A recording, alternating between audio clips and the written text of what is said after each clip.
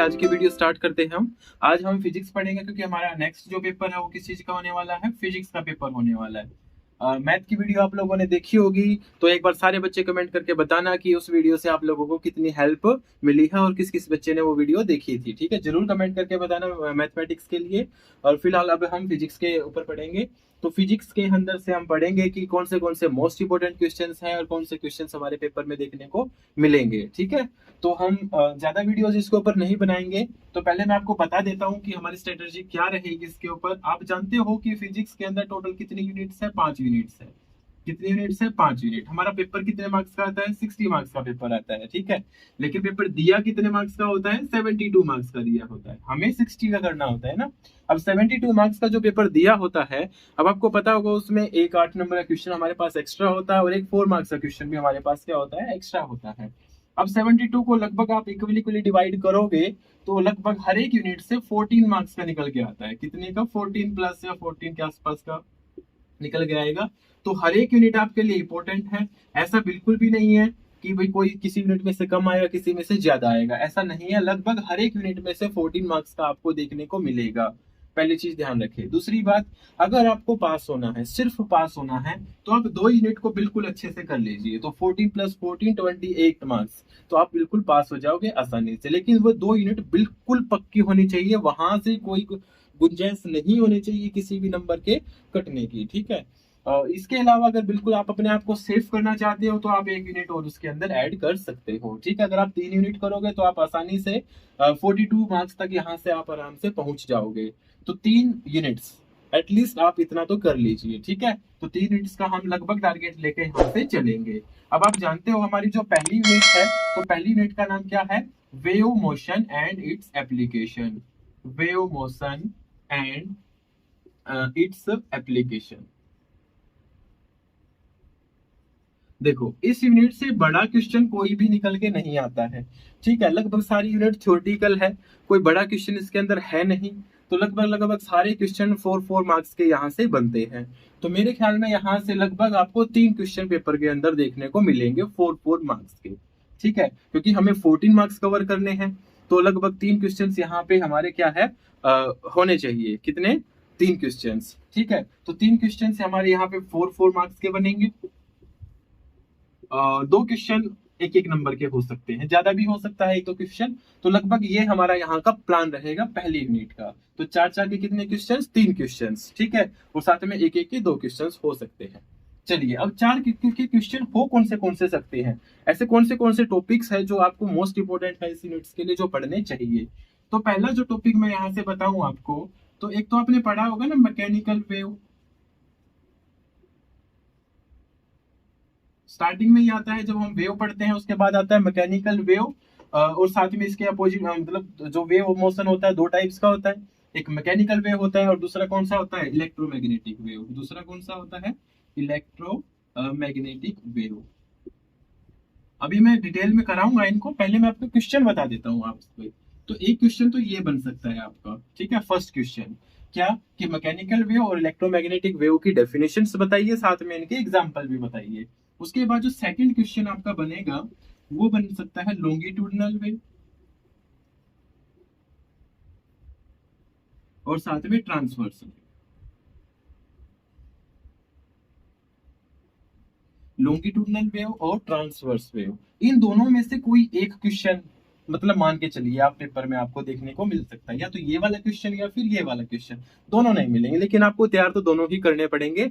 दोनों में से कोई भी आपको मिल सकता है, कोई ऐसी श्योरिटी नहीं कि यही वाला मिलेगा या यही वाला मिलेगा, मिलेगा दोनों में से कोई एक। ठीक है, मेरे अकॉर्डिंग ऐसा ये इंपॉर्टेंट है बिल्कुल। चलिए, अब इसके बाद इसके यूनिट्स के अंदर क्या हो सकता है? आगे कुछ टर्म्स दे रखी है, जैसे इंपोर्टेंट टर्म दे रखी है, डिस्प्लेसमेंट दे रखा है, एम्पलीट्यूड दे रखा है, वेवलेंथ दे रखा है, फ्रीक्वेंसी दे रखा है। यहाँ से कोई बड़ा क्वेश्चन तो निकल के आता नहीं है। ठीक है, चलिए इसके बाद आगे अगर इसमें बढ़े हम, कैंटिलीवर। कैंटिलीवर वाकई में अपने आप में क्वेश्चन अच्छा बनता है। क्या कैंटिलीवर बताएं, क्या होता है? व्हाट इज कैंटिलीवर, या फिर डिफाइन कैंटिलीवर। और साथ में इसमें टाइम पीरियड का फॉर्मूला होता है। ठीक है, टाइम पीरियड फॉर, किसका फॉर्मूला होता है? टाइम पीरियड का, कैंटिलीवर के अंदर ही। कैंटिलीवर टाइम पीरियड, ये एक क्वेश्चन यहां से तैयार हो गया। कैंटिलीवर, और कैंटिलीवर में किस चीज का फॉर्मूला, टाइम पीरियड कैलकुलेट करने का फॉर्मूला।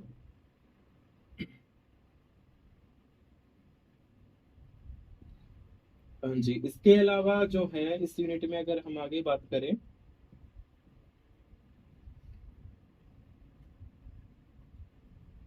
कैंटिलीवर के बाद आता है वाइब्रेशंस आती हैं। वाइब्रेशंस है, फ्री है, फोर्स्ड है, रेजोनेंट वाइब्रेशन है, ठीक है। तो ये भी अपने आप में एक मोस्ट इंपोर्टेंट क्वेश्चन है। कौन सा, फ्री, फोर्स और रेजोनेंट।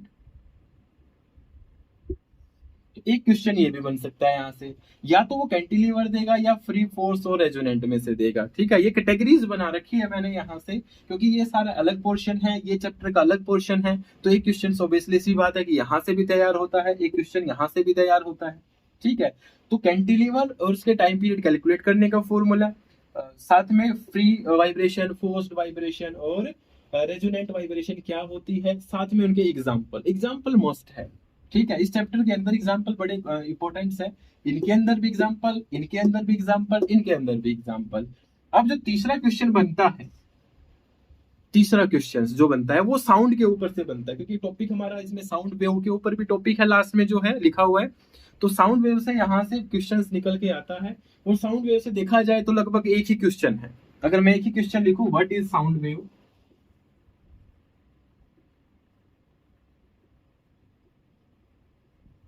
क्या क्वेश्चन बनता है, what is sound wave and types of sound wave.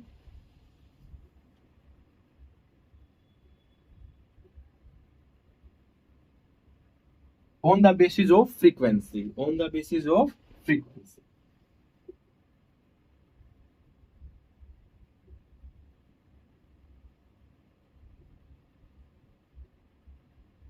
on the basis of frequency। ये सारे एक ही क्वेश्चन है, व्हाट इज साउंड वेव, और टाइप बताए किसके, ऑन द बेसिस वो ऑडियोबल साउंड होती है, अल्ट्रासोनिक होती है ना, इंफ्रासोनिक होती है, वो उन्हीं की बात कर रहा है। तो तीन तो वो टाइप हो गए, साथ में क्या साउंड वेव क्या होता है, ठीक है, इसके बारे में बताना है। तो एक क्वेश्चन ये बना, टोटल दो क्वेश्चन ये बने और दो क्वेश्चन ये बने, तो टोटल क्वेश्चन बन गए पहले चैप्टर से पांच।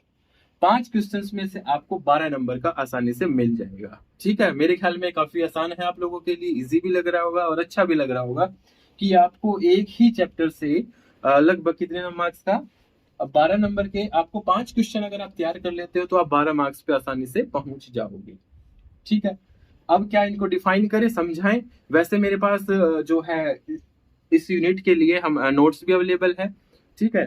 तो अगर आप इंटरेस्ट शो करोगे तो मैं आप लोगों को व्हाट्सएप पे नोट्स प्रोवाइड कर दूंगा, ठीक है। तो आप मुझे मैसेज डाल देना, जिस बच्चे को नोट्स चाहिए हैं तो मुझे बता देना, मैं आपको नोट्स दे दूंगा। आपको बुक भी पढ़ने की जरूरत नहीं पड़ेगी, उसमें काफी इजी लैंग्वेज से और आसानी से समझा रखा है, इन्हीं सभी क्वेश्चंस को समझा रखा है, ठीक है।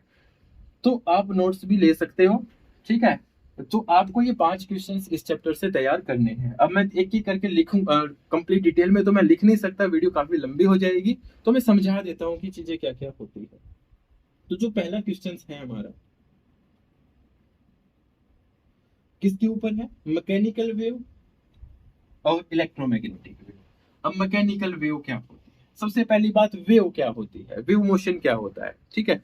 वेव मोशन क्या होता है कि जो एक डिस्टरबेंस क्रिएट होना, मैं जैसे मैं बोल रहा हूं, मेरे बोलने से क्या होगा, जो यहाँ एयर है, सामने क्या है, मेरे एयर है, तो एयर के पार्टिकल डिस्टर्ब हो रहे हैं। जैसे मैंने बोला, मुंह से प्रेशर क्रिएट किया, पहले पार्टिकल को लगा, पहले पार्टिकल से वो वाइब्रेट हुआ, उसने अगले वाले को, उसने अगले वाले को, उससे अगले वाले को। तो इस प्रकार से एक प्रोपोगेशन होता है, किसकी वजह से होता है, डिस्टरबेंस की वजह से होता है। तो डिस्टरबेंस की वजह से जो प्रोपोगेशन होता है, ठीक है, किसी भी मीडियम के अंदर, तो उसमें क्या होता है, पार्टिकल अपनी मेन पोजीशन से लेफ्ट राइट ऐसे करते हैं, ठीक है। पार्टिकल अपनी मेन पोजीशन से आगे, वो पार्टिकल उसने अगले वाले को देखेगा, फिर अगले वाला, फिर उससे अगले वाला, फिर उससे अगले वाला, ऐसे।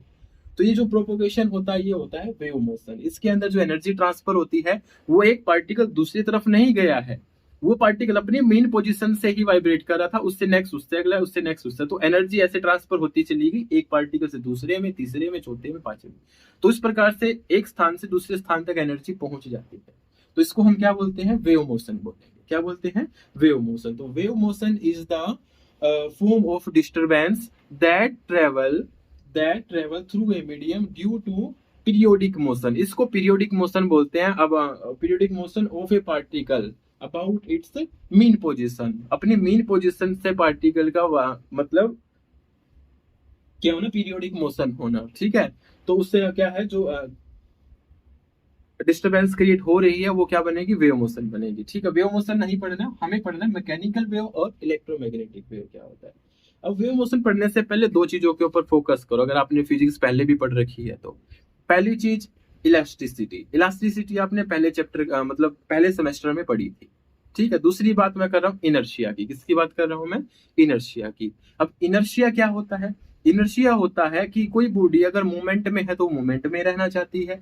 ठीक है, ऐसा मान के चलो, अगर वो रेस्ट में है तो वो रेस्ट में रहना चाहती है, जब तक उसके ऊपर कोई बाहरी फोर्स कार्य ना करे, कोई बाहरी फोर्स उसके ऊपर ना लगे। ठीक है, अगर आप ट्रेवल कर रहे हो बस के अंदर तो बस चलती रहेगी जब तक उसके ब्रेक ना लगे, ब्रेक लगेंगे उसको फोर्स लगेगी तभी तो वो रुकेगी। ठीक है, कोई बॉडी खड़ी है मतलब अपने पोजिशन में, जब तक वो मोशन में नहीं आएगी जब तक हम उसके ऊपर कोई फोर्स नहीं लगाते। ये तो था इनर्शिया। अब दूसरी बात मैंने कहा इलास्टिसिटी। अब इलास्टिसिटी क्या होता है, जैसे इलास्टिक होता है, आपने चैप्टर भी पढ़ा होगा ना पिछले सेमेस्टर के अंदर। तो इलास्टिसिटी वही है कि कोई बॉडी को अगर हम कोई फोर्स से खींचते हैं तो एक रिस्टोरिंग फोर्स क्रिएट होती है जो उस बॉडी को वापस अपनी पोजीशन पे लेके आना चाहती है, मतलब रिस्टोरिंग फोर्स की वजह से वो अपनी मेन वापस उसी पोजीशन पे आती है। तो इसके अंदर भी ये दोनों चीजें वर्क करती है। मैकेनिकल वेव वो होती है जिसके अंदर इलास्टिसिटी भी हो जाए और साथ में किसकी, इनर्शिया की प्रॉपर्टीज भी, दोनों चीजें काम करे। ठीक है, ऐसे आखिर ऐसा क्या कैसे होता है, देखो मैं बताता हूँ आपको।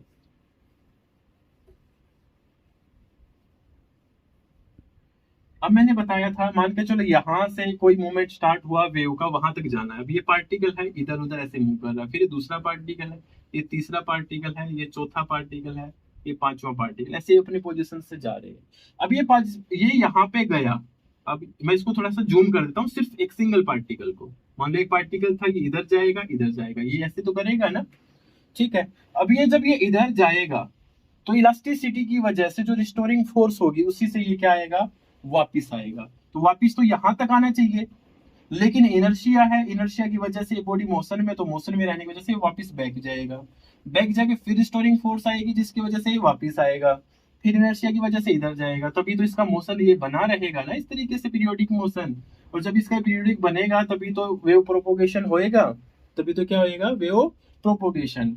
ठीक है, तो इसी में आपको दोनों प्रॉपर्टीज मैंने समझा दिया, इनर्शिया की भी और इलास्टिसिटी की भी। तो मैकेनिकल वेव कौन सी वेव होती है, the wave which require medium. पहली चीज तो ये कि मैकेनिकल वेव को ट्रेवल करने के लिए मीडियम की जरूरत होती है।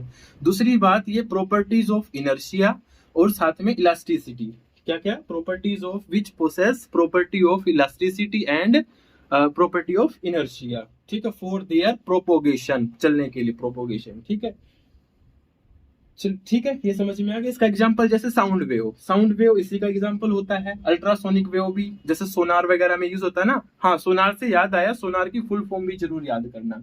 किसकी फुल फॉर्म, सोनार की। ठीक है, और इसके साथ साथ SHM, सिंपल हार्मोनिक मोशन। तो ये दोनों फुल फॉर्म जरूर याद रखना, यहाँ से 1 मार्क्स का क्वेश्चन आने के पूरे पूरे चांसेस है। ठीक है, किस किस के, साउंड नेविगेशन रेंजिंग, इसकी फुल फॉर्म क्या होती है, साउंड नेविगेशन रेंजिंग। और इसकी क्या होती है, सिंपल हार्मोनिक मोशन। क्या होती है, सिंपल हार्मोनिक मोशन। तो ये समझ में आ गया मैकेनिकल वेव। अब हम पढ़ते हैं इलेक्ट्रोमैग्नेटिक वेव।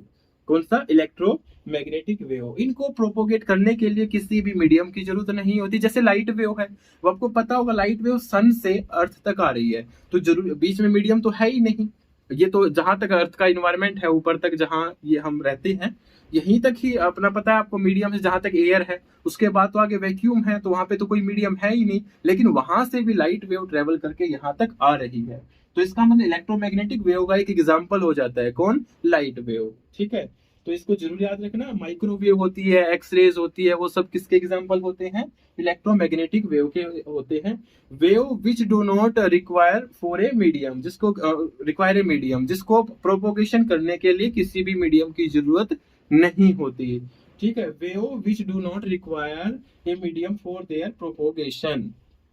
ठीक है, ये this type of wave can travel in vacuum also. इस टाइप की जो वेव्स होती है ये वैक्यूम के अंदर भी ट्रेवल कर सकती है। They are transverse in nature, ये काफी इंपॉर्टेंट लाइन है। क्या? They are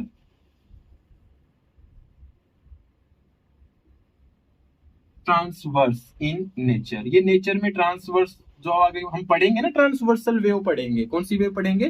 transversal wave. तो जो उनकी प्रॉपर्टीज होती है ना ट्रांसवर्सल वेव की, इलेक्ट्रोमैग्नेटिक वेव भी उसी प्रॉपर्टीज को फॉलो करती है। ठीक है, उसी प्रॉपर्टीज को क्या करती है? ये फॉलो करती है। चलो ये मैंने बता दिया आपको, दोनों समझा दिए अच्छे से। लिखे हुए चाहिए तो आप नोट्स ले लेना, मुझे मैसेज कर देना, ठीक है? मैं आपको भेज दूंगा जिस जिस बच्चे को चाहिए। चलिए अब नेक्स्ट जो मैंने क्वेश्चन इसके अंदर बताया था, वो क्वेश्चन था लॉन्गिट्यूडनल वेव और ट्रांसवर्स वेव।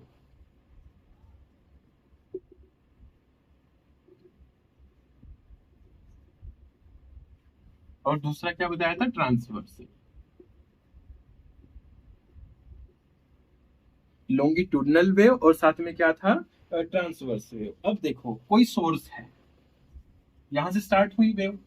अगर वेव ऐसे ट्रेवल करे, देखो पार्टिकल अपनी मेन पोजीशन से आगे पीरियोडिक मोशन कर रहे हैं, वो दूसरे पार्टिकल से करवाएगा, वो उससे नेक्स्ट से कराएगा, वो उससे नेक्स्ट से कराएगा। तो जो पार्ट देखो वेव की साइड ट्रेवल कर रही है इसी डायरेक्शन में, पार्टिकल भी किस तरफ अपना मोशन कर रहे हैं? इसी डायरेक्शन में, इसी पैरेलल में कर रहे हैं। मतलब इसका जहां यहां से यहां तक तो पैरेलल में हो गया। किस कैसे हो गया इसका? पैरेलल में हो गया। तो पार्टिकल की जो मूवमेंट है वो भी क्या होगी? इसके पैरेलल में, इसी डायरेक्शन में मूवमेंट है और इसी डायरेक्शन में वेव ट्रेवल कर रही है। तो ये तो लॉन्गिट्यूडनल में होता है। ट्रांसवर्सल में क्या होता है? ट्रांसवर्सल के अंदर पार्टिकल जो मूवमेंट है वो तो ऊपर और नीचे करते हैं। पार्टिकल मूवमेंट तो कहाँ करते हैं? ऊपर और नीचे ऐसे मूवमेंट करते हैं पार्टिकल। और वेव का प्रोपोगेशन आगे होता है। वेव का प्रोपोगेशन कहाँ होता है? आगे। तो इसमें जो फिगर बनती है वो इस तरीके की ट्रेवल होती है वेव। ठीक है, तो इसमें इस तरीके की वेव क्रिएट होती है। ठीक है, पार्टिकल का मोशन होता है, जैसे पार्टिकल यहाँ पे मूवमेंट कर रहा है, ये इससे नेक्स्ट वाले को, ये इससे नेक्स्ट वाले को, आप इससे मिलाते जाओगे तो ये एक वेव ऐसी तैयार हो जाएगी। तो इसके अंदर जो पार्टिकल का मोशन है वो तो इस डायरेक्शन में है, ठीक है, लेकिन वेव की डायरेक्शन ये है। वेव की डायरेक्शन ये है। तो ये कौन सी वेव होती है? ट्रांसवर्स वेव होती है। अब इसके आगे जो है एक इनकी डेफिनेशन भी याद करना, और दोनों के बीच में जो डिफरेंस है ना वो काफी जरूरी है। तो डिफरेंस जरूर याद करना इन दोनों के बीच में, तो खासकर कि भाई इसके और कम से कम 4 डिफरेंस, क्योंकि नंबर 4 का भी क्वेश्चन आना है। तो ऐसा भी हो सकता है कि सीधा ही डिफरेंस का क्वेश्चन आ जाए कि भाई लॉन्गिट्यूडनल और ट्रांसवर्स में 4 अंतर बताइए। ठीक है, डेफिनेशन से भी आ जाता है कि define longitudinal and transverse wave with example, ऐसे भी आ सकता है। और या फिर difference between longitudinal wave and transverse wave. तो बात एक ही है, आप इन चीजों को समझ लो, इसी को आप डिफरेंस के अंदर लिख सकते हो आसानी से। ठीक है, तो इसकी डेफिनेशन क्या होगी? When the particle of medium vibrate about their mean position, जिसमें पार्टिकल के जो ये वाइब्रेट कर रहे हैं अपने मीन पोजीशन से, वो जो डायरेक्शन है पैरेलल है किसके? In the direction of propagation of wave. जो वेव की प्रोपोगेशन की डायरेक्शन है उस डायरेक्शन के क्या है? ये पैरेलल में है। तब तो ये हो गया लॉन्गिट्यूडनल वेव के अंदर। ठीक है, दूसरी बात ट्रांसवर्स वेव। ट्रांसवर्सल वेव के अंदर क्या है? The particle when the particle of medium vibrate about its mean position, क्या डायरेक्शन है ये? परपेंडिकुलर। क्या डायरेक्शन है? Perpendicular to the direction of propagation of wave. Wave की प्रोपोगेशन की डायरेक्शन से जो पार्टिकल की मूवमेंट की डायरेक्शन है वो 90 डिग्री पे है। ठीक है, इसके अलावा इसके अंदर आप ये देखोगे कि जब ये वेव ट्रेवल करती है तो इसके अंदर कंप्रेशन होता है और रेयर फ्रैक्शन होता है। क्या होता है? कंप्रेशन होता है और रेयर फ्रैक्शन होता है। जैसे यहाँ पे कोई सोर्स है, मान के चलो यहां से ये पार्टिकल, ये अपनी मेन पोजीशन पे ऐसे मूवमेंट करेंगे ना, तो ये जब आगे मूवमेंट करेंगे तो यहाँ पे ऐसा हो जाएगा एक बार कि बहुत सारे पार्टिकल इकट्ठे हो गए, फिर पार्टिकल दूर दूर हो गए, फिर इकट्ठे हो गए पार्टिकल, फिर दूर दूर। जहां पे पार्टिकल ज्यादा क्लोज हो जाते हैं तो यहाँ पे तो कंप्रेशन होता है। क्या होता है यहाँ पे? तो कंप्रेशन। और जो दूर दूर होते हैं वहां पे क्या होता है? Rarefaction. क्या होता है? Rarefaction. ठीक है, इसके अलावा इसी से बताता हूं मैं आपको, इसके अंदर प्रेशर भी क्रिएट हो। जब पार्टिकल क्लोज क्लोज हो जाएंगे तो एक किस्म का ये एक मीडियम के ऊपर क्या प्रेशर क्रिएट करता है? क्या क्रिएट करता है? प्रेशर क्रिएट करता है। There are a pressure variation through the medium. तो यहाँ पे प्रेशर अलग अलग होगा। जहां पे एकदम से सोर्स पैदा हुआ, जैसे मैं बोल रहा हूँ अब मेरे सामने यहाँ की हवा, जहां मेरा हाथ है यहाँ की हवा, जब बोला तो यहाँ पे प्रेशर ज्यादा हुआ, यहाँ पे प्रेशर कम हुआ, फिर वो प्रेशर धीरे धीरे धीरे धीरे मूवमेंट करके यहाँ तक पहुंच गया। ठीक है। उसके अलावा इसे डेंसिटी पे भी फर्क पड़ता है। अब मैं यहाँ से बोल रहा हूँ या आप फूक मार रहे हो, समझ के चलो बहुत सारा धुआं है, आप उसमें आसानी से देख सकते हो इस चीज को। जब आप फूक मारोगे तो एकदम से पार्टिकल्स कैसे मूवमेंट आपको नजर आती है पार्टिकल्स की मूवमेंट नजर। ठीक है। तो उसके अंदर क्या होता है कि एक तरफ तो पार्टिकल बहुत ज्यादा है, एक तरफ पार्टिकल बहुत कम है, तो डेंसिटी के ऊपर भी क्या आता है यहाँ पे फर्क आता है। एग्जाम्पल इसका साउंड वेव ही है। ठीक है। अब ट्रांसवर्स वेव के अंदर, इसके अंदर तो देखो क्या होता था, कंप्रेशन और रियरफ्रैक्शन, लेकिन इसके अंदर क्या बनता है, क्रस्ट एंड ड्रफ्ट बनता है। ऊपर की तरफ तो क्या बनता है, क्रस्ट, जितना वो ऊपर मूवमेंट करेगा वो तो क्या कहलाएगा, क्रस्ट, और जो नीचे की तरफ मूवमेंट करेगा वो क्या कहलाएगा, ट्रफ। क्या कहलाएगा वो, ट्रफ कहलाएगा, TROUGH, ट्रफ। ठीक है।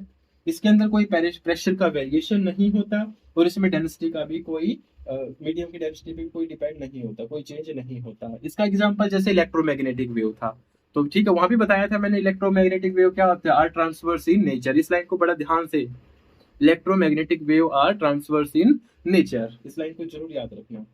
ठीक है। ये समझ में आ गया। इसके अलावा इस टाइप की लाइट जो वेव है उसको पोलराइज नहीं किया जा सकता, इसको पोलराइज किया जा सकता है। तो ये मैंने इसके अंदर लगभग 6-7 आपको डिफरेंस बता दिए, आप इसमें से कोई भी 4 डिफरेंस याद कर लेना।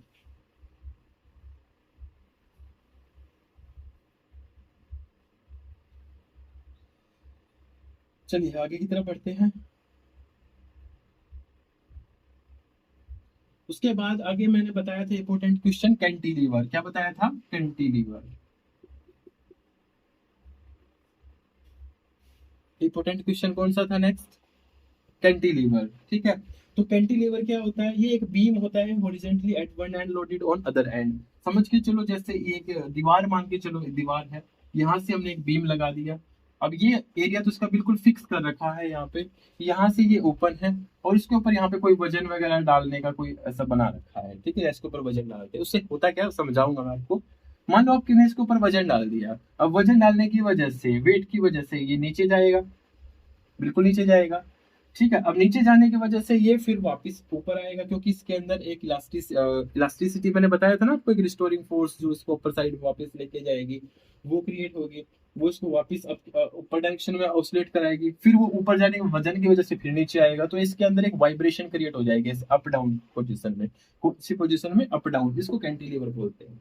तो a beam fixed horizontally at one end, ऐसा बीम जो एक तरफ से तो बिल्कुल फिक्स किया गया है, ठीक है, और जो अदर एंड है, दूसरा हिस्सा है उसका, जो दूसरा कोना है, वो फ्री है to oscillate up and down. ये हिस्सा इसका फ्री है अप और डाउन पोजीशन के करने के लिए। आप ऐसे भी लगा सकते हो कि भाई अप और डाउन के लिए बिल्कुल फ्री है इस साइड का हिस्सा।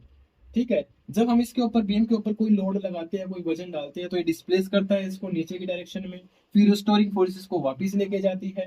ठीक है। बीम को इसकी मेन पोजीशन में, कहाँ लेके जाती है, इसकी मेन पोजीशन में, फिर इससे क्या होता है, ये वाइब्रेट करना ऐसे शुरू कर देता है, वाइब्रेट होना ये शुरू कर देता है। एक सेकंड रुकिए जरा।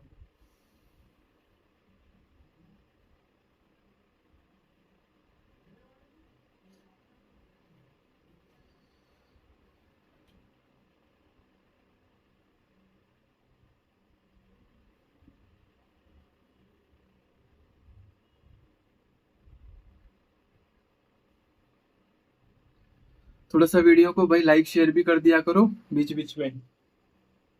चलो, ये तो हो गया कैंटिलीवर। ठीक है। अब इसका एक फॉर्मूला, सिर्फ आपको फॉर्मूला रखना, आपके सिलेबस में सिर्फ फॉर्मूला है, डेरिवेशन नहीं है। टाइम पीरियड का, किसका formula, time period for cantilever.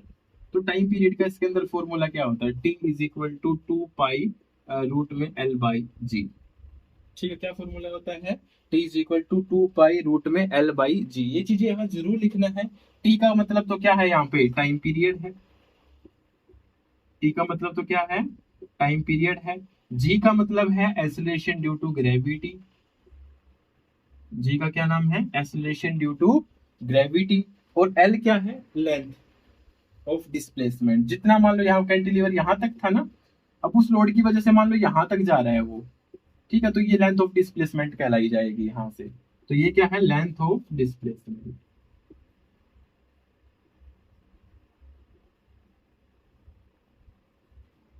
Length of displacement. ये इसका फॉर्मूला हो गया और कैंटिलीवर की डेफिनेशन लिख देनी है।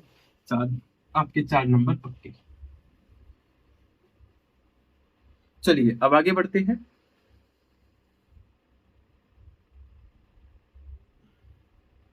नेक्स्ट क्वेश्चन मैंने बताया था आपको, free force and resonant vibration. Free force and resonant vibration.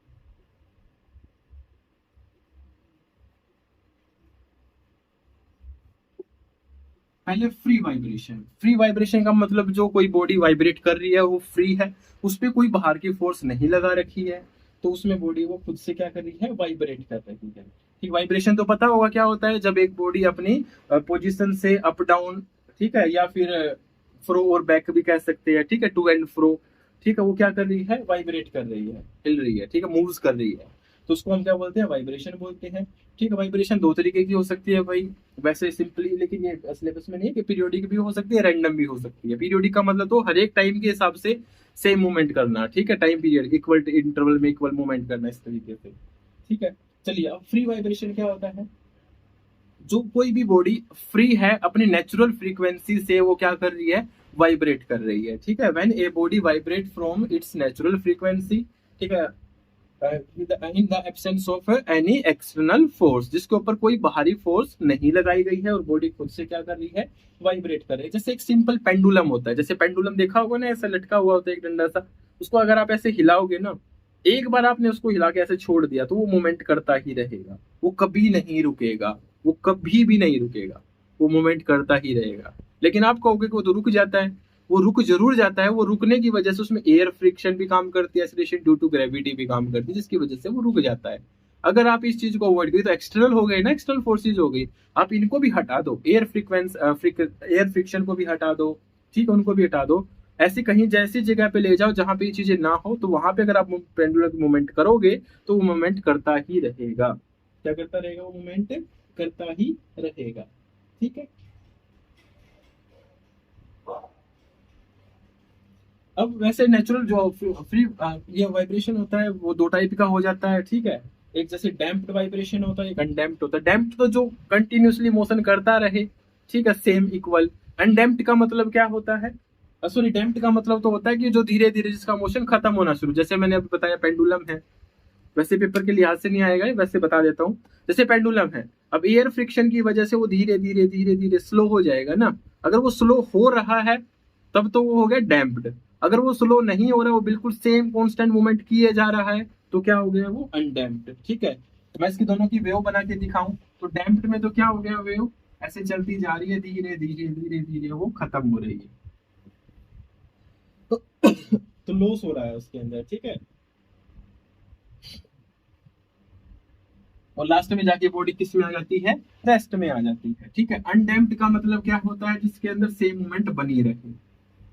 ठीक है, वैसे ये एक्सटर्नल फोर्स ना होने पे तभी ये अनडैम्प्ड वाइब्रेशन बनती है। चलिए, ये नहीं करना है आपको डैम्प्ड और अनडैम्प्ड, आपको सिर्फ फ्री की डेफिनेशन लिखनी है। ठीक है, फ्री वाइब्रेशन और बता चुका हूं, जो अपनी ओवन फ्रीक्वेंसी से वाइब्रेट करे, एक्सटर्नल कोई फोर्स उसके ऊपर काम ना करे। अब बात करते हैं फोर्स वाइब्रेशन। फोर्स, फोर्स का मतलब होता है जबरदस्ती। ठीक है, तो किसी बॉडी को अगर आपने जबरदस्ती वाइब्रेट करा रखा है, कैसा करा रखा है, जबरदस्ती, जैसे ही आपने उसको छोड़ा उसने वाइब्रेट करना क्या कर दिया, थोड़ी सी देर बाद बंद कर दिया। जैसे घरों में इलेक्ट्रिक बेल होती है, जैसे हम बटन दबाते हैं, बटन दबाते हैं तब तक तो वाइब्रेट करती है, वाइब्रेशन की वजह से उस पे वो होता है ना, गोल सा लगा होता है, रिंग सा लगा होता है, जिसको ऐसे टन टन बजती है। तो जब तक बटन दबा रखा है तब तक वो बजती रहेगी, जैसे आप छोड़ दोगे तो वो धीरे धीरे धीरे धीरे क्या हो जाएगी, बंद हो जाएगी।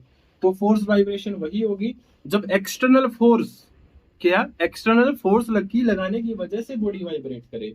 तो the vibration in which a body vibrate under the effect of an external force, जब एक्सटर्नल फोर्स लगाने की वजह से बॉडी क्या करे, वाइब्रेट करे। Whose vibration is different from the natural frequency of body, उसकी जो वाइब्रेशन होती है बॉडी की नेचुरल फ्रीक्वेंसी से अलग होती है, इस वजह से वो जो है जल्दी रुक जाती है बॉडी। ठीक है, तो in force vibration the body vibrate with the frequency of external force, बाहरी बल की वजह से ही वो बॉडी उसी फ्रीक्वेंसी से वो क्या करती है, वाइब्रेट करती है। जैसे वायलिन बजाते हैं, सितार बजाते हैं, गिटार बजाते हैं, सबके अंदर वो तार ऐसे बजाते हैं, जब तक बजा रहे हैं तब तक ही बजता है, उसके बाद तो बंद हो जाता है धीरे धीरे वो, है ना। तो वो सारे किसके इशारों पे बजते हैं? एक्सटर्नल फोर्स के इशारों पे बजते हैं, जो हम हाथ से लगा रहे हैं। चलिए अब आगे बात करते हैं हम रेजोनेंट वाइब्रेशन की। किसकी बात करें हम? रेजोनेंट वाइब्रेशन की। पहले मैं एक छोटा सा एग्जांपल समझाऊंगा आपको, वाइब्रेशन से लेना, इससे नहीं, मतलब इससे आप समझ जाओगे कि एग्जांपल समझ के चलो। जैसे ये एक पेंडुलम है, या बच्चा कोई झूल रहा है, जैसे यहाँ बच्चे बैठते हैं ना, वो ऐसे सावन के महीने में झूला झूलते हैं, वही चीजें समझ लो आप। वो झूला झूल रहा है, आपने उसको एक बार फोर्स लगाया, छोड़ दिया, वो ऐसे ऐसे धीरे धीरे कम होना शुरू हो जाएगा। मान के चलो जब वो यहाँ पे था, अब वो नीचे जाएगा, ऐसे जाएगा नीचे, अपनी ओवन फ्रीक्वेंसी से जाएगा नीचे। जब वो अपने नीचे अब ओवन फ्रीक्वेंसी से जा रहा था, अपने साथ में और फोर्स लगा दिया उसको। क्या लगा दिया? और फोर्स। उसी फ्रीक्वेंसी में अपने एक्सटर्नल फोर्स की और फ्रीक्वेंसी जोड़ दी, तो ऐसे में उसकी वाइब्रेशन बढ़ जाएगी ना, और लॉन्ग टर्म तक वाइब्रेट करेगा। वो वाइब्रेशन नहीं है, मतलब समझ लो कि उसी तरीके की बात मैं रेजोनेंस की कर रहा हूँ।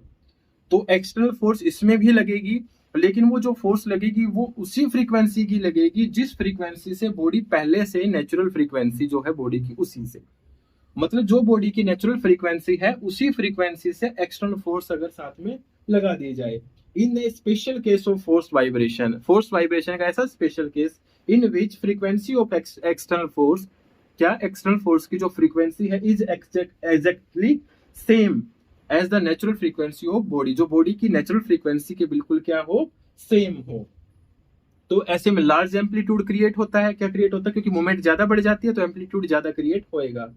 ठीक है, तो ये जैसे म्यूजिक होता है, म्यूजिक की जो धुन होती है ना, एकदम से जैसे आजकल डीजे बजता है तो एकदम से हम धमक की आवाज आती है, जो बेस बोलते हैं, जो इसको हम बोलते हैं ना बेस, तो वो इसी वजह से क्रिएट होता है। बहुत सारे स्पीकर होते हैं, एकदम से सारे एक ही फ्रीक्वेंसी से फोर्स लगाएंगे, एक ही से लगाएंगे, तभी हमें एकदम से बहुत ज्यादा बास क्या होती है, क्रिएट होती है, एम्पलीट्यूड एकदम से बढ़ के क्रिएट होता है हमें। अगर मान के चलो वही डीजे है, एक स्पीकर थोड़ा सा पीछे बज रहा है, एक थोड़ा सा स्पीकर आगे बज रहा है, वो तो एक किस्म का नॉइस क्रिएट हो जाएगा। क्या क्रिएट हो जाएगा? नॉइस क्रिएट हो जाएगा। ठीक है, तो इसका आप एग्जांपल इस टाइप का लिख सकते हो। कोई भी जो अर्थक्वेक होता है, अर्थक्वेक समझते हो, भूकंप वगैरह आते हैं, तो उसके अंदर भी यही काम करता है। इसके अलावा जब कोई सोल्जर होता है, बहुत सारे सोल्जर है, मान लो सिपाही है, जब वो किसी ब्रिज को क्रॉस करते हैं, मान के चलो एक पोर्शन इधर है, एक पोर्शन इधर है, यहाँ पे उनका एक ब्रिज लगा हुआ, वो भी लकड़ी के होते हैं, आपको पता होगा ऐसे ब्रिज होते हैं ना।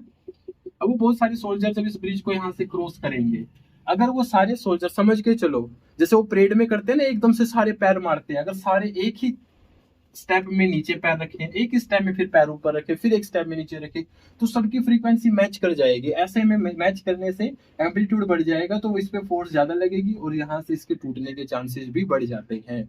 तो इसलिए सोल्जर्स को ये बोला जाता है कि आप यहाँ पे रेजोनेंट क्रिएट ना करो। ठीक है, सब अपनी अपनी फ्रीक्वेंसी को अलग अलग रखो। तो कोई पैर उठा रहा होगा, किसी का नीचे होगा, किसी का बीच में होगा, तो सबके पैर की पोजीशन उस केस में अलग अलग होती है। ठीक है, परेड वाला सीन यहाँ नहीं होता। अगर वैसा करेंगे तो ये टूट जाएगा। ये मैंने कुछ एग्जांपल्स ऐसे लिख रखे हैं समझाने के लिए, आप इसको देख लेना। चलिए, ये हम कर चुके हैं यहाँ से 4 क्वेश्चन, मतलब 8 नंबर का काम। अब जो अगला क्वेश्चन है वो क्वेश्चन बड़ा आसान भी है, एक ही क्वेश्चन है जो पक्का पेपर में आना है, नाम है उसका साउंड वेव। क्या क्वेश्चन है? Sound wave. साउंड वेव क्या होती है? ठीक है, तो साउंड वेव कैसी, पहली बात तो लॉन्गिट्यूडनल वेव होती है, पहले ही बता चुके हैं। तो sound wave are longitudinal wave and needs medium to travel, और इनको ट्रेवल करने के लिए किसी न किसी मीडियम की जरूरत पड़ती है। ठीक है, ये सॉलिड में भी ट्रेवल कर सकती है, लिक्विड के अंदर भी कर सकती है, और गैस के अंदर भी कर सकती है। जहां पे पार्टिकल्स ज्यादा क्लोज क्लोज होंगे ना, वहां पे इसकी जो मूवमेंट है वो ज्यादा होती है। तो इसका मतलब सॉलिड के अंदर साउंड्स की मूवमेंट क्या होती है? ज्यादा होती है। ठीक है, एयर में थोड़ी सी कम होती है। ठीक है, लिक्विड मतलब सॉलिड में सबसे ज्यादा, लिक्विड में उससे कम, एयर में सबसे कम। ठीक है, क्योंकि वहां पे मूवमेंट के लिए चाहिए ना, मूवमेंट शिफ्टिंग चाहिए, तो जहां पार्टिकल्स ज्यादा होंगे वहां मूवमेंट शिफ्टिंग क्या होगी, जल्दी जल्दी होगी। तो इस वजह से तो साउंड वेव जो है वैक्यूम के अंदर ट्रेवल नहीं कर सकती, जहां मीडियम नहीं होगा वहां पे साउंड वेव ट्रेवल नहीं कर सकती। इसके अलावा जो साउंड वेव की स्पीड होती है एयर के अंदर, वो 344 के आसपास होती है, 344 मीटर पर सेकेंड। ठीक है, ये साउंड वेव की स्पीड होती है। चलो, ये तो साउंड वेव की डेफिनेशन हो गई।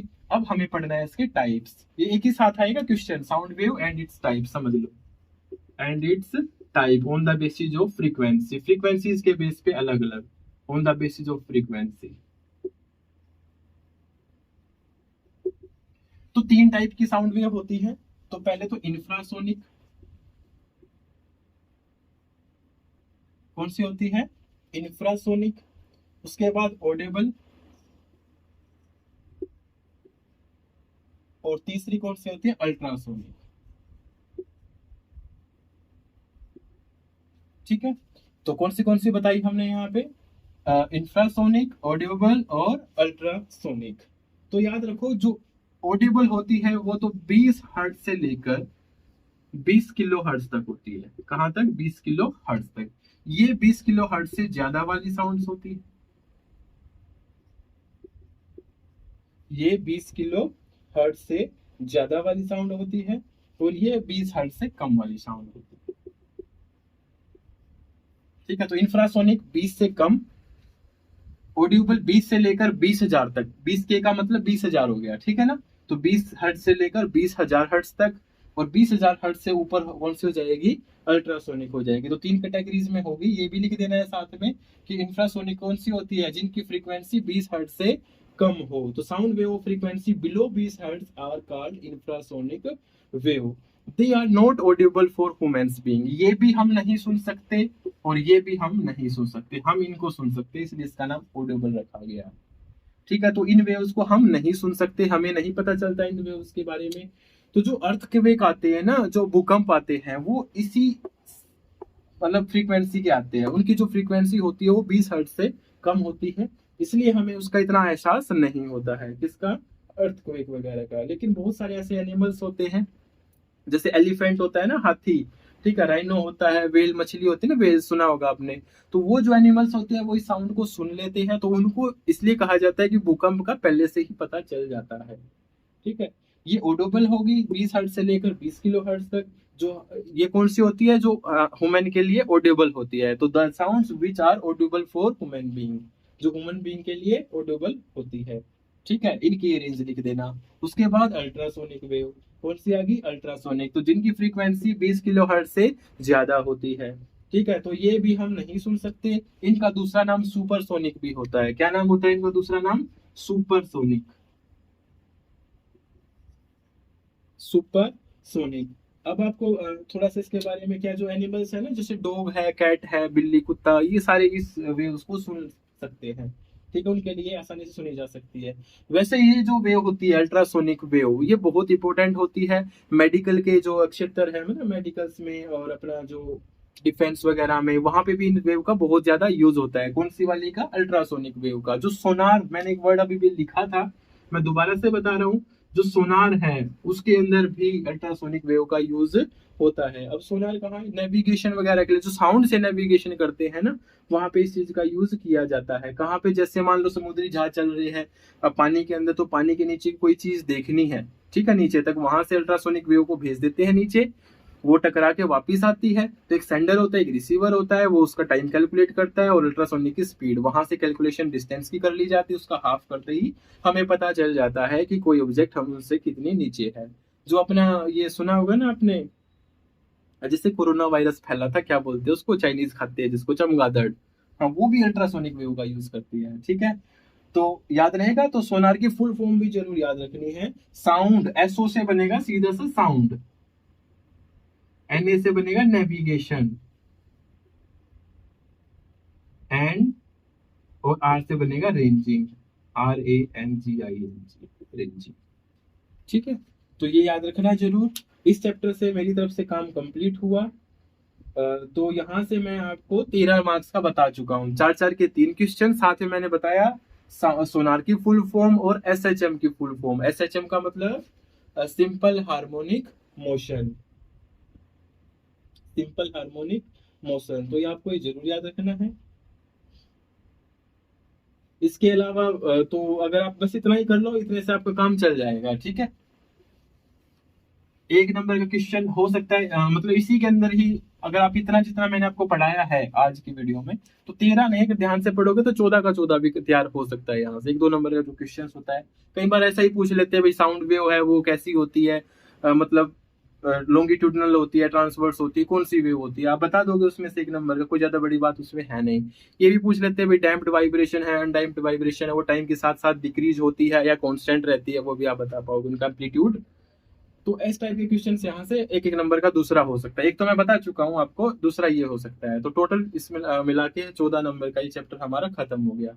आगे मैं 20 मिनट और लूंगा, ठीक है, 1 घंटे की वीडियो बनाएंगे। दूसरा चैप्टर भी मैं यहाँ कवर कर रहा हूँ, ताकि आप एक वीडियो भी अगर पूरी ध्यान से देखोगे तो लगभग आप 28 नंबर तक पहुंच जाओगे। तो जो दूसरा चैप्टर है उसका नाम ऑप्टिक्स है। कौन सा चैप्टर है? ऑप्टिक्स। बहुत सिंपल और आसान चैप्टर है, 10वीं क्लास में सारे बच्चों ने पढ़ रखा है। ज्यादातर चीजें वहीं से पूछी गई है, ठीक है। वहां भी होता था ना प्रकाश का अपवर्तन और परावर्तन, reflection and refraction of light, उसके नाम से ये चैप्टर, ये सेम वही चैप्टर है। तो इसके अंदर एक तो आपको पता होगा रिफ्रैक्शन ऑफ लाइट होता है,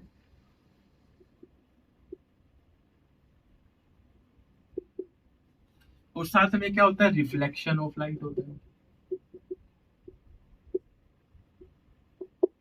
इसके भी लाज और इसके भी लाज। तो एक क्वेश्चन तो तैयार हो गया हमारा 4 नंबर का, ये दोनों में से कोई एक। What is reflection of light and laws write laws of reflection of light, या गिव लॉज ऑफ रिफ्लेक्शन, ठीक है। तो इसकी डेफिनेशन साथ में इसके लॉज, सेम इसकी डेफिनेशन और इसके लॉज। एक क्वेश्चन दोनों में से पक्का आपको पेपर में देखने को मिल जाएगा यहाँ से। इसके अलावा इस चैप्टर के अंदर और क्या क्या है? टेलीस्कोप भी है, माइक्रोस्कोप भी है, जो आगे पढ़ेंगे हम इसी के अंदर। और टेलीस्कोप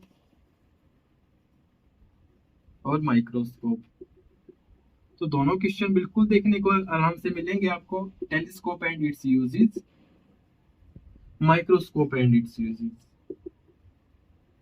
तो टेलीस्कोप क्या होता है, कहाँ कहाँ इसका यूज करते हैं, माइक्रोस्कोप क्या होता है और कहाँ कहाँ हम इसका यूज करते हैं, ठीक है। तो ये क्वेश्चन एक दूसरा हो गया 4 नंबर का।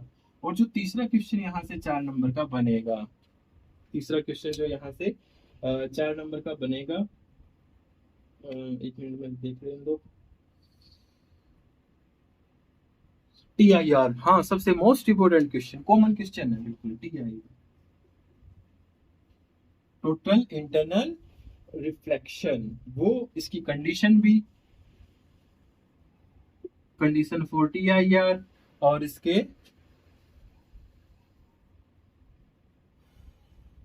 भाई गर्मी बहुत हो गई, एप्लीकेशन, ठीक है।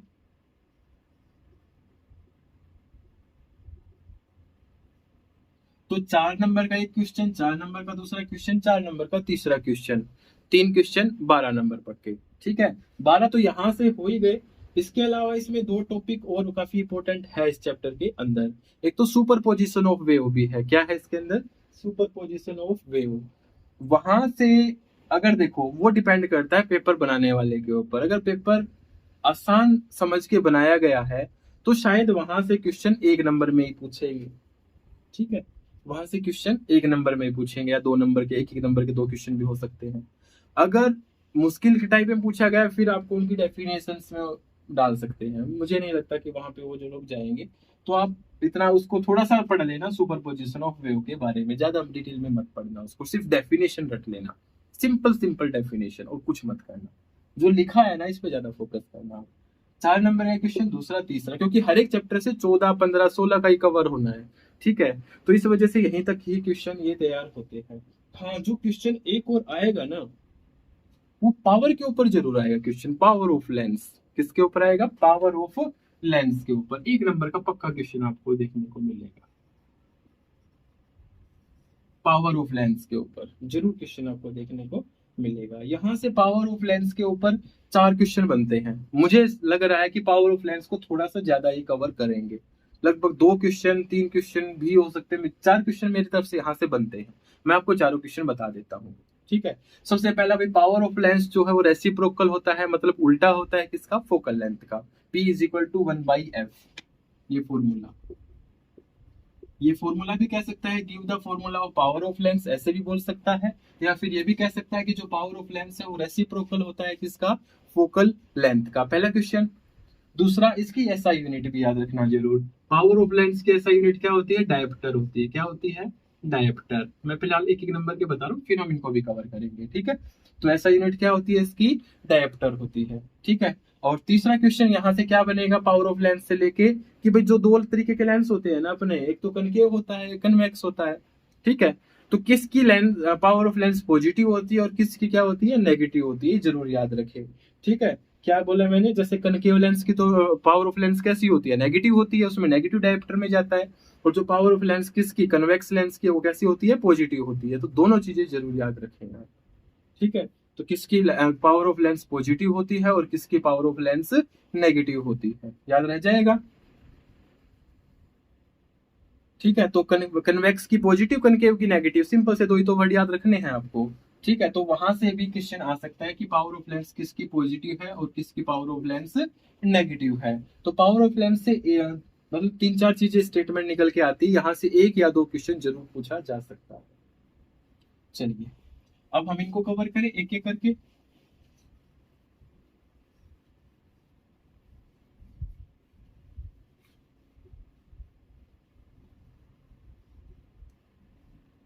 सबसे पहले हम लेते हैं रिफ्लेक्शन ऑफ लाइट।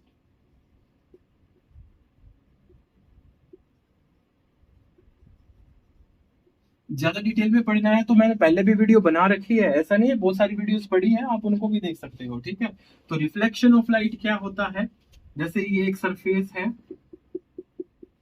जब एक लाइट रे किसी सरफेस से टक्कर खाने के बाद या टकराने के बाद वापस उसी मीडियम में चली जाती है, तो इसको हम क्या बोलते हैं, रिफ्लेक्शन ऑफ लाइट। क्या बोलते हैं इसको, रिफ्लेक्शन ऑफ लाइट।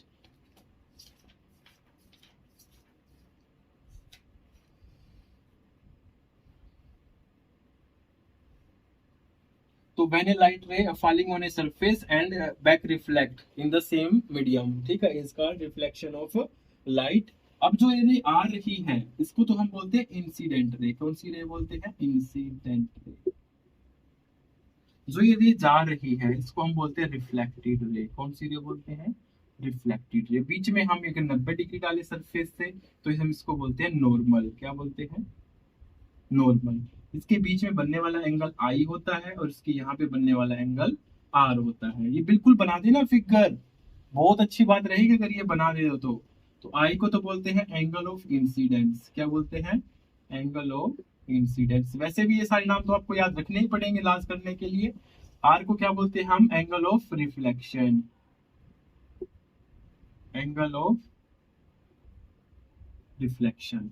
तो लास्ट कौन से, पहला ला तो है I is equal to R, angle I is equal to angle R. ऐसा नहीं लिखना, थोड़ा सा खोल के लिख देना। आई का मतलब तो हुआ angle of incidence equal to angle of reflection. पहला ला तो हो गया ये। दूसरा, ये तो एंगल की बात होगी। रे लाइन में कितनी थी, इंसिडेंट रे, नॉर्मल और रिफ्लेक्टेड रे।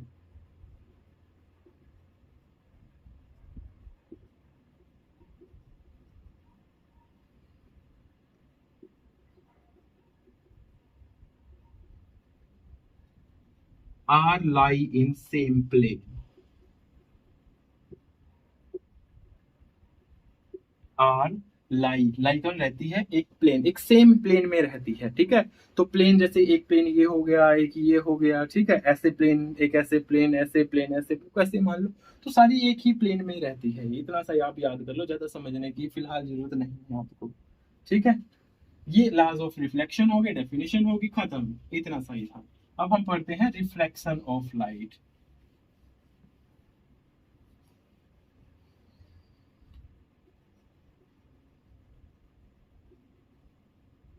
रिफ्रैक्शन ऑफ लाइट, इसके अंदर क्या होता है, जब लाइट एक मीडियम से दूसरे मीडियम में ट्रेवल करती है, तो देखो जाने तो वो सीधी चाहिए थी, ये इसका नॉर्मल हो गया, लेकिन वो अपने डायरेक्शन से बेंड हो जाती है। क्या हो जाती है, अपने डायरेक्शन से बेंड, जैसे इधर चली गई, जाने तो सीधी चाहिए थी, वो बेंड हो गई। ठीक है, तो व्हेन ए लाइट रे, ठीक है, enter from one medium to another medium, ठीक है, then it's change its direction, it change its direction. This phenomena is called refraction of light. ये दो तरीके का हो सकता है, ये उस तरफ भी बेंड कर सकती है इससे, और ऐसा भी हो सकता है भाई, दोनों बता देता हूं मैं आपको कि भाई लाइट रे आई तो ऐसी थी, जानी चाहिए थी सीधी, लेकिन ये इस तरफ बेंड कर गई, मतलब नॉर्मल की तरफ।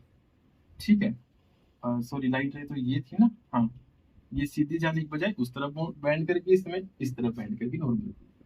दोनों पोजीशंस हो सकती है। ठीक है, ये कब केस होता है, ये कब होता है, ये तो जब होता है कि जब लाइट डेंसर से रेयर मीडियम में जाए,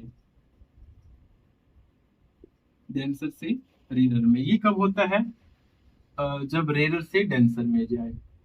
तो ये फिलहाल इतना जरूरी आपके लिए नहीं है।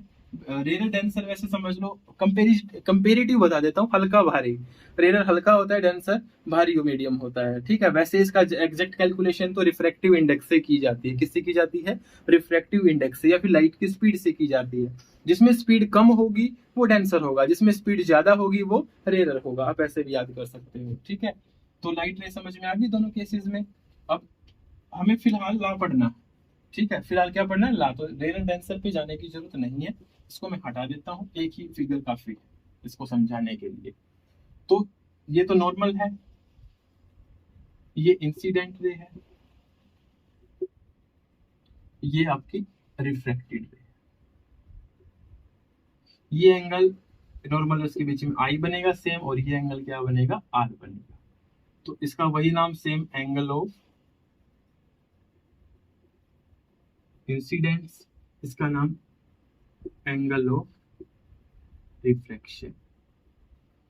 दोनों ला पढ़ते हैं। पहला ला तो एक तो वो सेम है, कौन सा, इंसिडेंट रे वाला, इंसिडेंट रे कोमा नॉर्मल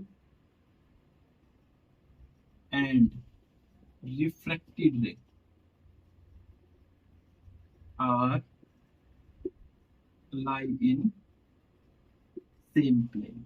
ये तो बिल्कुल सेम है। दूसरा जो उसमें उसमें तो आई इज इक्वल टू आर होता था, इसमें तो दिख ही रहा है भाई, आई बड़ा है आर छोटा है, तो इसमें बराबर तो आई इज इक्वल टू आर होता नहीं है। तो इसमें होता है साइन आई बटे में साइन आर। वो एक कांस्टेंट होता है, क्या होता है वो, ऑलवेज कांस्टेंट, और इस कांस्टेंट को बोलते हैं रिफ्रैक्टिव इंडेक्स। क्या बोलते हैं उस कॉन्टेक्स्ट कांस्टेंट टर्म को, रिफ्रैक्टिव इंडेक्स। ये जो ला दिया था, ये स्नेल्स ने दिया था। किसने दिया था, स्नेल्स ला। लिख सकते हो अगली लाइन में, पहले तो ये लिख देना, sine of i upon the ratio of sine of i to the ratio of sine of r is always constant, ठीक है। And this constant term is called refractive index, ये कह सकते हो। और ये भी कह सकते हो, this law is also known as Snell's law. इसको क्या बोला जाता है, स्नेल्स लॉ भी बोला जाता है, ठीक है। ये दोनों चीजें होगी। अब हम अगला क्वेश्चन पढ़ते हैं। अगला क्वेश्चन एक तो भाई तुम खुद से भी कर सकते हो, कर लेना, मैं नहीं करवा रहा। माइक्रोस्कोप टेलीस्कोप बड़ा आसान है यार, इतना भी क्या कराऊंगा मैं, टाइम वेस्ट नहीं करना ज्यादा, ठीक है। तो माइक्रोस्कोप और टेलीस्कोप तुम खुद से कर लेना। पता ही होगा भाई, माइक्रोस्कोप तो क्या होता है, जो छोटी पास की चीजें है उसको बड़ा करके जूम करके देखने के लिए काम की जाती है। और टेलीस्कोप में दूर की चीजों को पास लाके देखा जाता है, ठीक है ना, दूर की चीजों को देखने के लिए। जो ऑब्जेक्ट दूर है, फार है, उसके लिए टेलीस्कोप यूज होता है। और जो ऑब्जेक्ट क्लोज है और उसको जूम करके देखने के लिए किसका यूज होता है, माइक्रोस्कोप का यूज होता है। यहाँ से एक नंबर का क्वेश्चन भी बनता है, याद रखना, आएगा पेपर में ये भी। एक एक बात याद रखना पेपर की, जो मैं बता रहा हूँ तुम्हें, ठीक है, बाद में काम आएगी। जहां बोल दिया ना आएगा या आ सकता है, तो बस उसको कर देना क्लियर, छोड़ना मत, ठीक है। तभी 28 नंबर पूरे होंगे तुम्हारे दो चैप्टर से। तो माइक्रोस्कोप और टेलीस्कोप से एक एक नंबर का क्वेश्चन जरूर बनता है, ठीक है। 4 नंबर का तो बनता ही बनता है, साथ में 1 नंबर का भी, कि भाई जो दूर की चीजें हैं उसको देखने के लिए किसका यूज करेंगे, पास की चीजों को जूम करके देखने के लिए किसका यूज करेंगे, ठीक है। और उसके यूजेस है, कर लेना खुद से, कर लोगे तो यार। ये क्वेश्चन मैं आप पे छोड़ रहा हूँ, बड़ा सिंपल सा क्वेश्चन है। तीन तीन यूज तो कम से कम आप याद करना, क्योंकि डेफिनेशन के साथ आएगा, 1 नंबर की डेफिनेशन, 3 नंबर का यूज, तो टोटल 4 नंबर का हो जाएगा। अब जो मोस्ट इंपोर्टेंट टॉपिक है वो है TIR। क्या है, TIR, टोटल इंटरनल रिफ्लेक्शन। कहने को ये रिफ्लेक्शन है, लेकिन ये होता है रिफ्रैक्शन की वजह से है। किसकी वजह से, रिफ्लेक्शन की वजह से। मान के चलो ये एक सरफेस है, यहाँ पे हम है, यहाँ पे मीडियम डेंसर है, यहाँ पे मीडियम रेयर। कौन सा मीडियम है, रेयर। अब एक लाइट रे यहाँ से चली, ये इंसिडेंट रे है, ठीक है। जानी तो चाहिए थी सीधी, जानी तो चाहिए थी सीधी, ये मैंने डाल दिया इसके ऊपर नॉर्मल, ये एंगल हो गया आई। अब जानी तो चाहिए थी सीधी, मैंने बताया था डेंसर से रेयर में जाएगी तो वो जो लाइट रे है वो नॉर्मल से दूर हट जाएगी, मतलब बेंड अवे फ्रॉम नॉर्मल।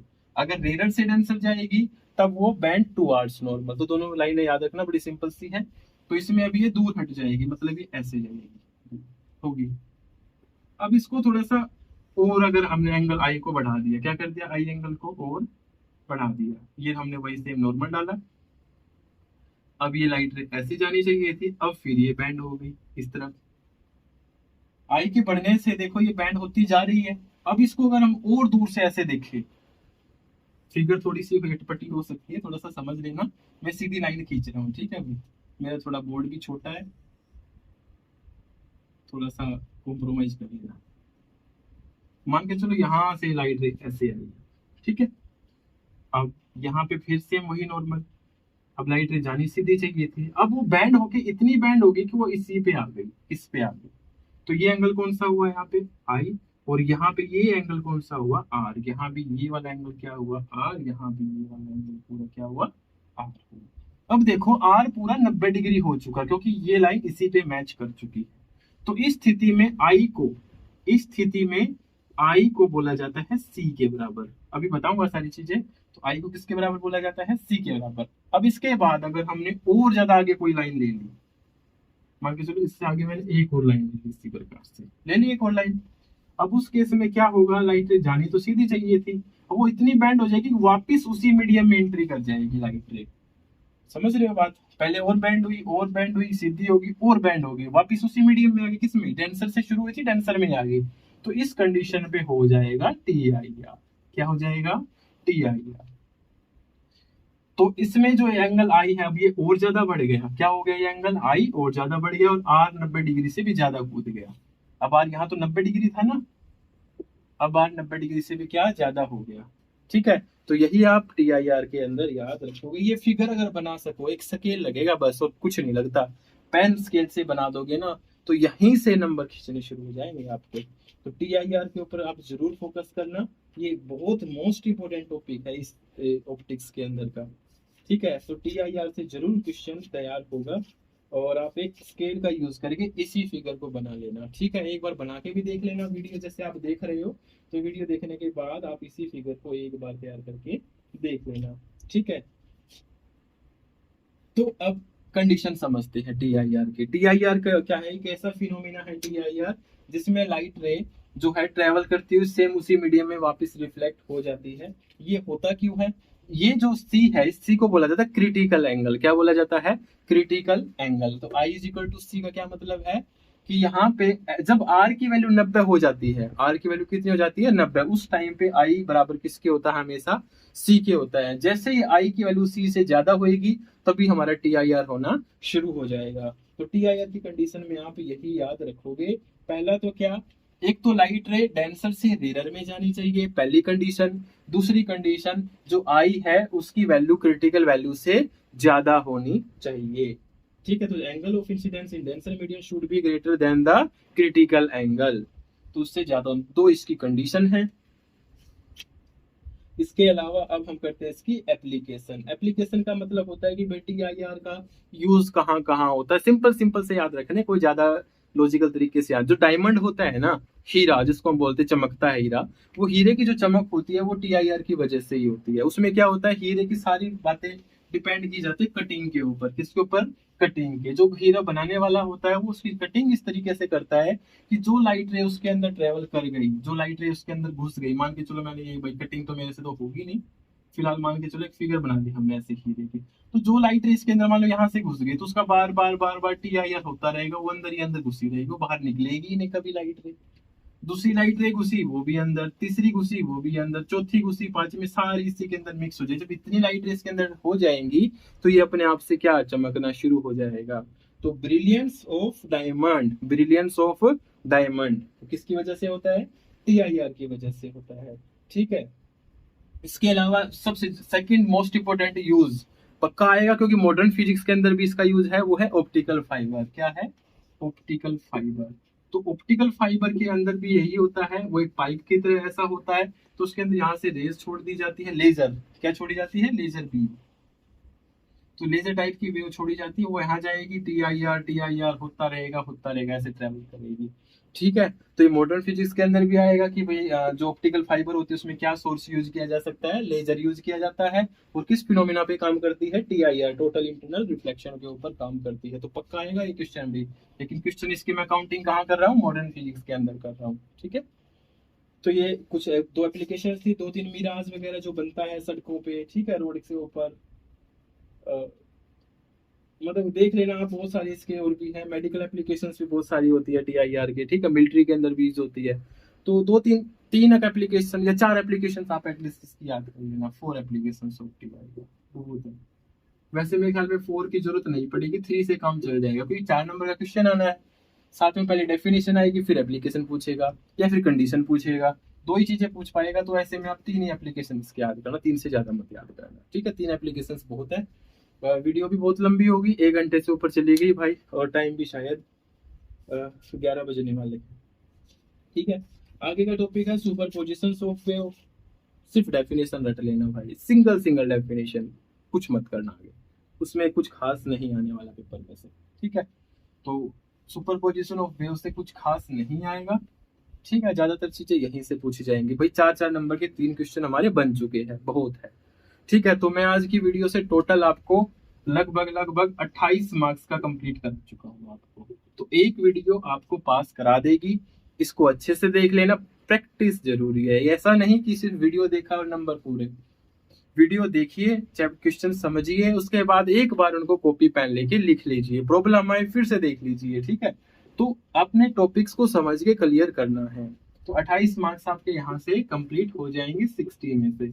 ठीक है। बाकी और वीडियोस बनाएंगे, अब की बार तो हमारे पास सैटरडे संडे भी है, तो 1 या 2 वीडियोस और बना के लगभग लगभग 28 से जो बाकी बचेगा सारा कोशिश करेंगे एक वीडियो में हो जाए, नहीं तो 2 वीडियोस में हम उसको सारे को कंप्लीट कर लेंगे। ठीक है। चलो भाई, अब थक भी गए हैं, टाइम बहुत हो गया। वीडियो अच्छी लगे तो भाई लाइक शेयर भी, थोड़े बहुत सब्सक्राइब भी बढ़ा दो।